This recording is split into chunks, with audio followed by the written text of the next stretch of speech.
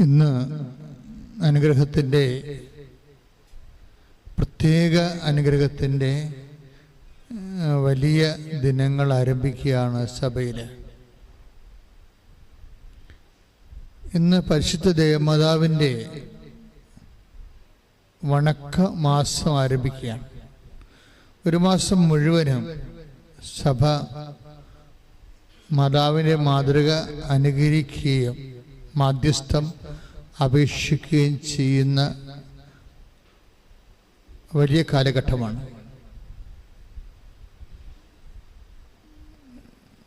വിശുദ്ധ പൗലോസ് അപ്പോസ്തലൻ ഫിലിപ്പിയർ 3-ാം അധ്യായത്തിലെ 16-ാമത്തെ വാക്യത്തിലെ സഭയുടെ പ്രവർത്തനങ്ങളോടുള്ള ഒരു നിലപാട് പറയുന്നുണ്ട്.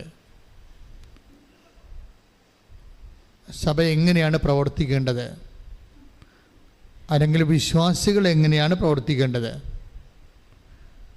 പാരമ്പര്യത്തോട് നമ്മൾ എന്ത് നിലപാടാണ് സ്വീകരിക്കേണ്ടത്. അതിന് പൗലോസ് അപ്പോസ്തലൻ പറയണത്, പ്രിയപ്പെട്ടവരെ, നേടിയെടുത്തതിനെ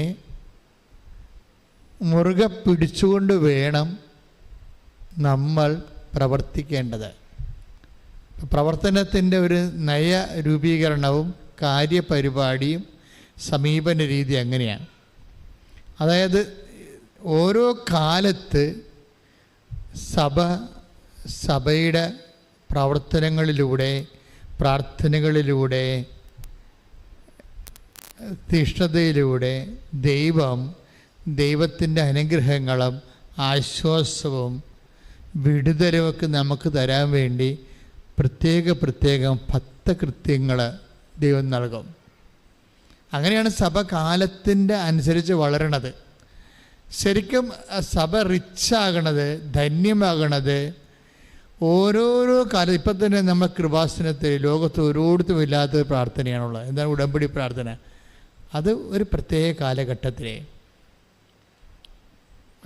കാലഘട്ടത്തിലെ പൗരസഭയിൽ ഇടയ്ക്ക് പറയും കാലം മോശമാണെന്ന് പറയും. കാലം മോശമാകുമ്പോൾ നമ്മുടെ കുടുംബത്തിൻ്റെ കാലം മോശമാകും. ചിലപ്പോൾ നമുക്ക് ക്ഷീണവും രോഗവും വന്നാൽ വ്യക്തിയുടെ കാലം മോശമാകും. അപ്പം അതുകൊണ്ടാണ് കൃപാസനത്തിൽ 2004 ഡിസംബർ 7-ാം തീയതി അമ്മ പ്രത്യക്ഷപ്പെട്ട് സമയഘടികാരം നെഞ്ചിൽ ചാർത്തി പ്രത്യക്ഷപ്പെട്ടിട്ട് ആ ദുരന്തമുണ്ടാകാൻ പോണ് പ്രാർത്ഥിക്കണം എന്നാണ് പറഞ്ഞത്. ദുരന്തമുണ്ടാകാൻ പോണ്. അപ്പം അതിനുശേഷം ഒത്തിരി ദുരന്തങ്ങളുണ്ടായി. ഇപ്പോഴും ദുരന്തങ്ങളെക്കുറിച്ച് കേട്ടുവരുന്നു. അടുത്ത 4 മാസം തുടർച്ചയായിട്ട് മഴ പെയ്യും. മലബാർ തൊട്ട് എറണാകുളം വരെ 4 മാസം അടുപ്പിച്ച് മഴ പെയ്ത പ്രളയമുണ്ടാകും. ഇപ്പോൾ പറയാൻ തുടങ്ങിയിട്ട് കാലാവസ്ഥ നിരീക്ഷകർ. തെക്കൻ തിരുവിതാംകൂറിലും കൊച്ചിയിലും ആലപ്പുഴയുമൊക്കെ 2 മാസം അടുപ്പിച്ച് മഴ പെയ്യും. അപ്പം പുതിയ ദുരന്തമാണ് വരാൻ പോണത്. അപ്പോഴിങ്ങനെ ദുരന്തങ്ങൾ എപ്പോഴും മനുഷ്യനെ, ഈ ഭൂമി നമ്മൾ ജീവിക്കുമ്പോൾ നമുക്ക് സന്തോഷമുള്ളതുപോലെ തന്നെ ദുരന്തമുണ്ടാകും. പക്ഷെ ദുരന്തമുണ്ടാകുമ്പോൾ ദൈവം എന്താ പറയണത്? അത് മുൻകൂട്ടി പറയും. എന്തിനാ കാര്യം? കടൽ തിരഞ്ഞു വരുന്നു, അപകടപ്പെടാതിരിക്കാൻ നോക്കണം. അപ്പം നമ്മുടെ സുരക്ഷിതത്വം ദൈവം നമ്മളെ സൃഷ്ടിക്കുമ്പോൾ തന്നെ നമ്മുടെ നിലനിൽപ്പും വളർച്ചയും സുരക്ഷിതത്വം.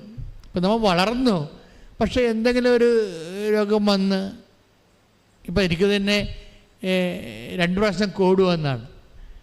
2 പ്രാവശ്യം കോവിഡ് വന്നതാണ്. അപ്പോൾ എനിക്ക് കുറേ രോഗങ്ങളൊക്കെ വേറെ പലതൊക്കെ ഉണ്ടായതിൻ്റെ ഇടയ്ക്കാണ് ഒരു കോവിഡ് വന്നത്.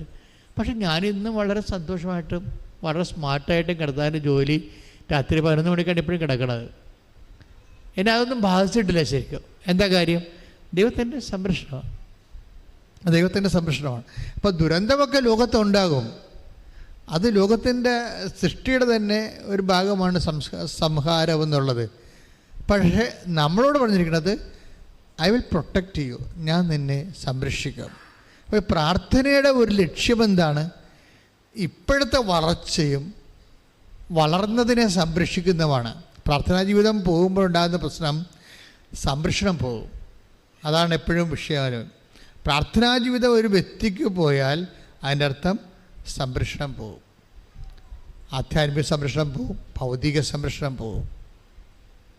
അപ്പം അതുകൊണ്ടാണ് നിരന്തരം പ്രാർത്ഥിക്കേണ്ടതിൻ്റെ ആവശ്യകത എന്ന് ഈശോ പറയണത്. ഇപ്പം നമ്മൾ ലൂക്കായൊക്കെ വായിക്കുമ്പോഴില്ലേ, വിശുദ്ധ ലൂക്ക വായിക്കുമ്പോൾ 18:1 നിരന്തരം പ്രാർത്ഥിക്കേണ്ടതിൻ്റെ ആവശ്യകത വ്യക്തമാക്കാൻ അവൻ അവരോട് ഒരു ഉപമ പറഞ്ഞു. അപ്പം മൂത്തേടൻ അച്ഛൻ്റെ ബൈബിളിൽ കിടക്കുന്നത് മടുപ്പ് കൂടാതെ പ്രാർത്ഥിക്കേണ്ട ആവശ്യകതയാണ്. മടുപ്പ് കൂടാതെ.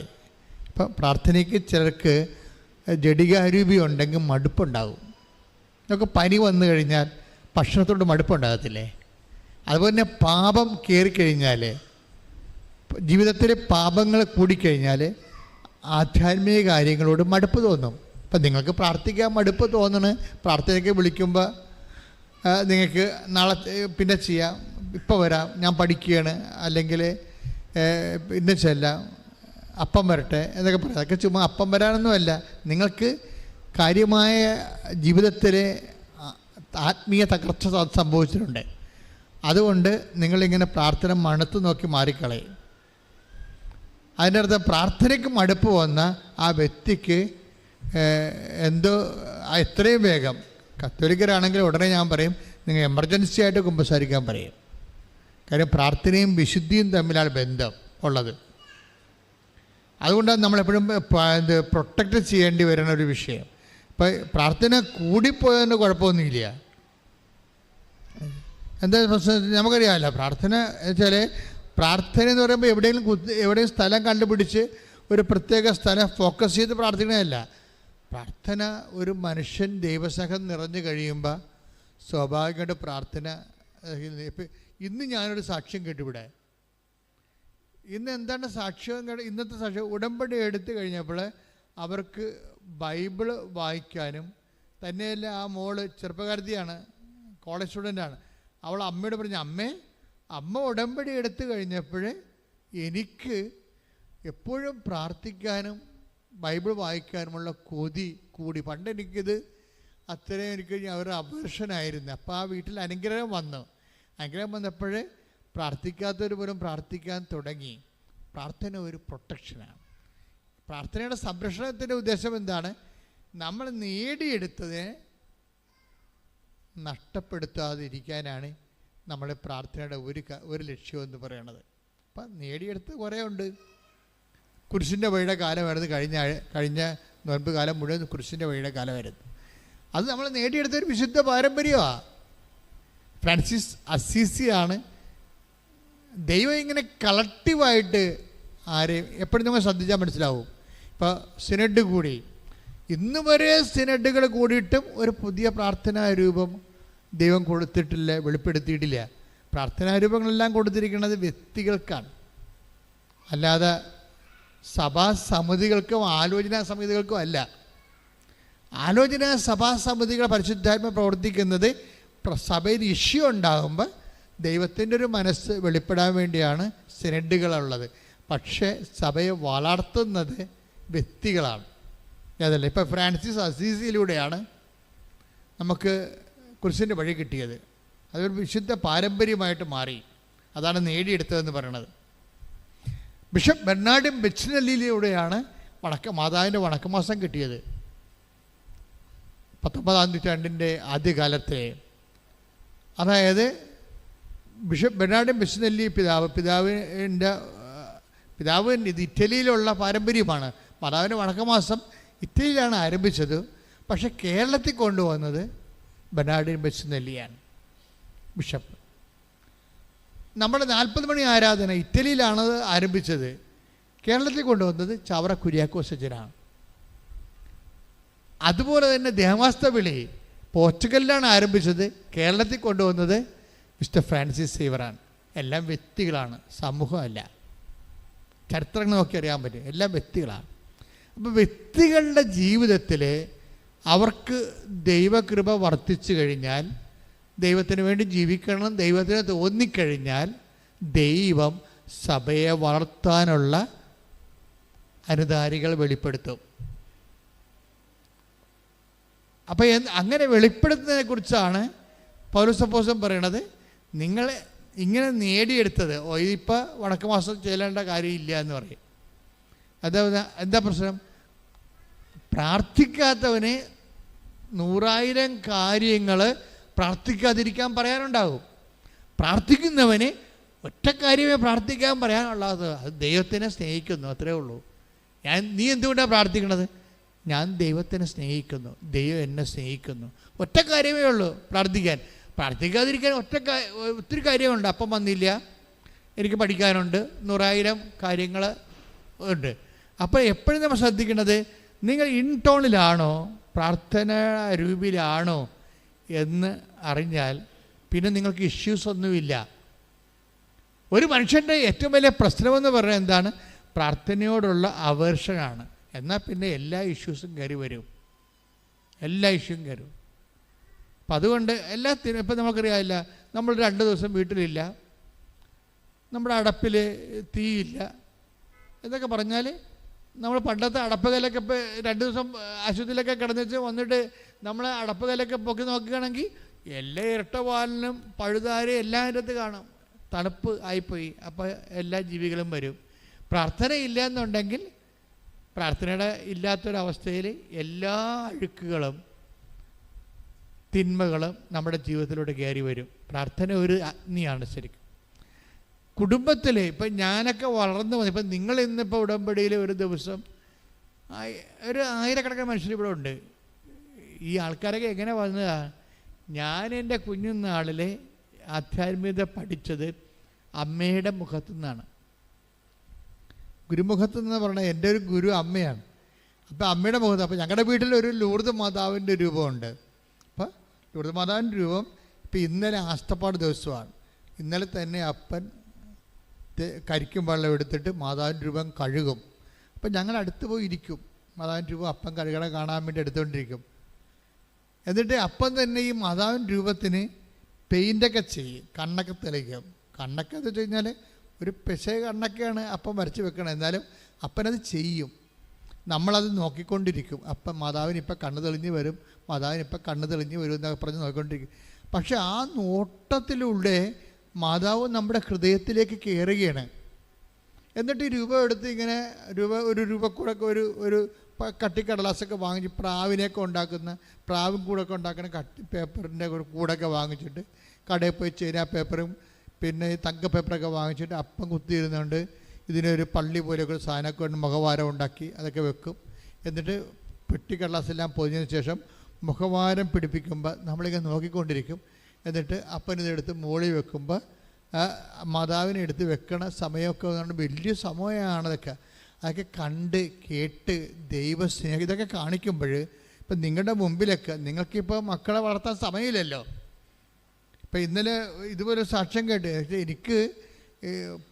എനിക്ക് സാക്ഷ്യം കേട്ടതിൽ എനിക്ക് കുഞ്ഞുങ്ങളുടെ കാര്യം ശ്രദ്ധിക്കാൻ പറ്റിയില്ല.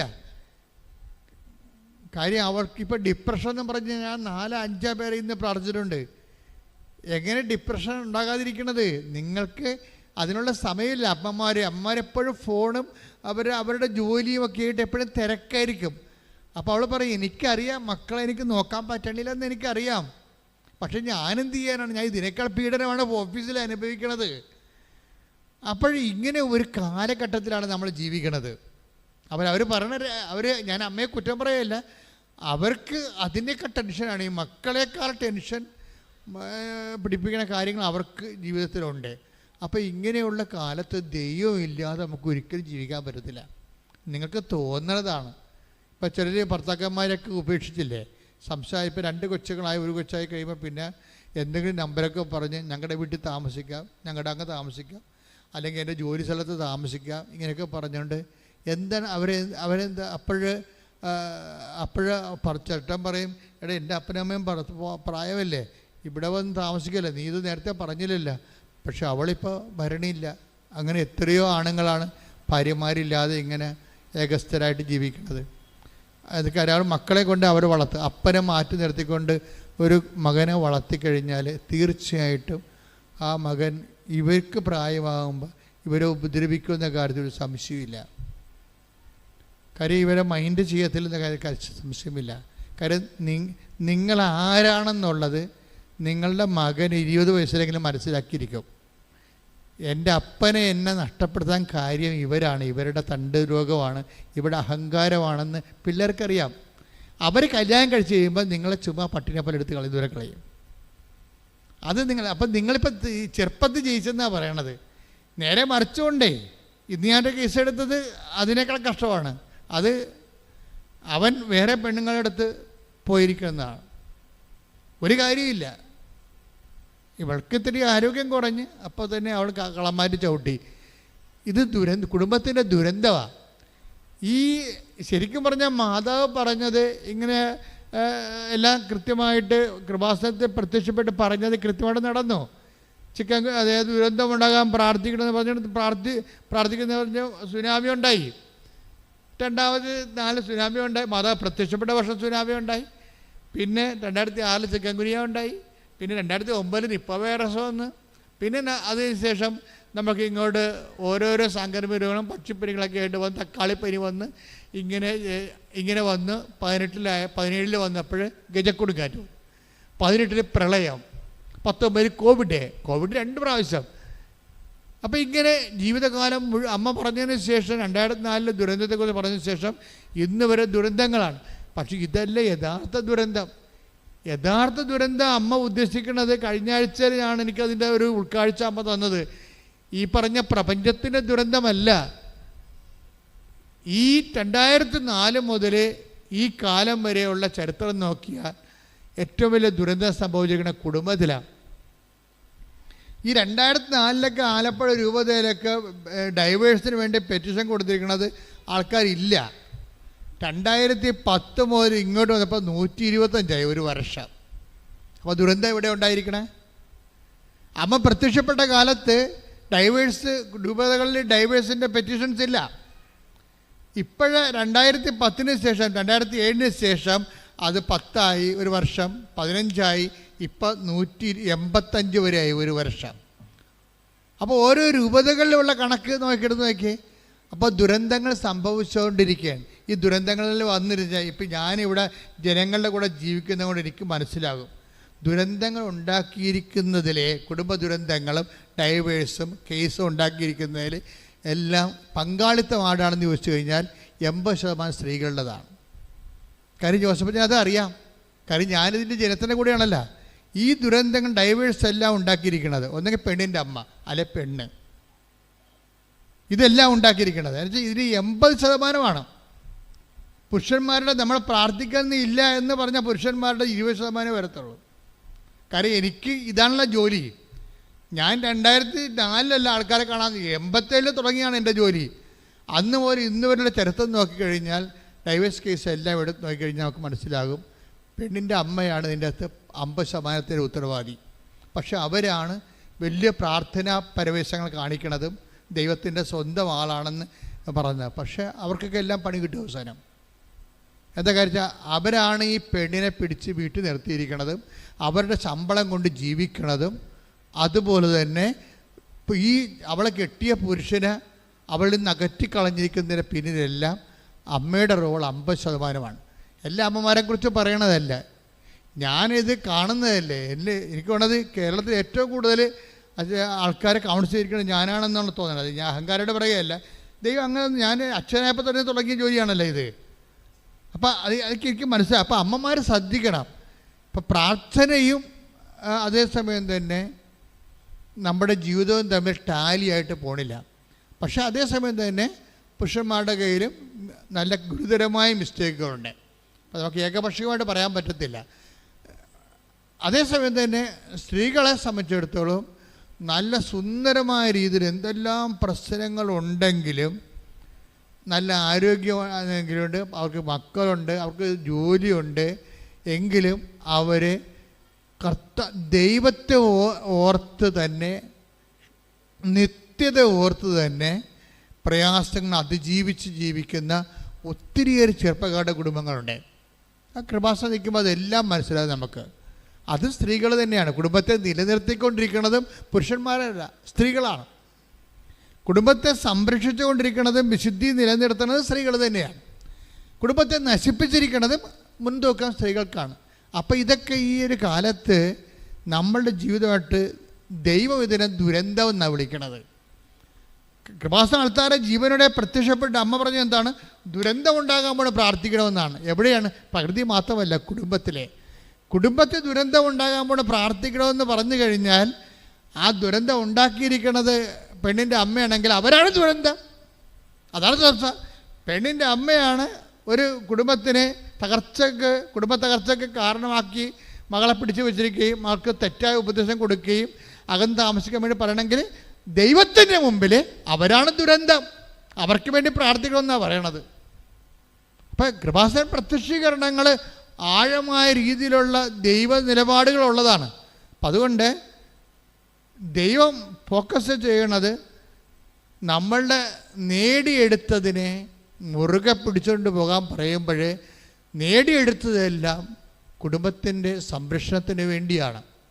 ഈ കുടുംബ പ്രാർത്ഥനയാണ് ശരിക്കും മാതാവിൻ്റെ വണക്കമാസം എന്ന് പറയണത്. മാതാവിൻ്റെ വണക്കമാസം എന്ന് പറയണത് കുടുംബ പ്രാർത്ഥനയാണ്.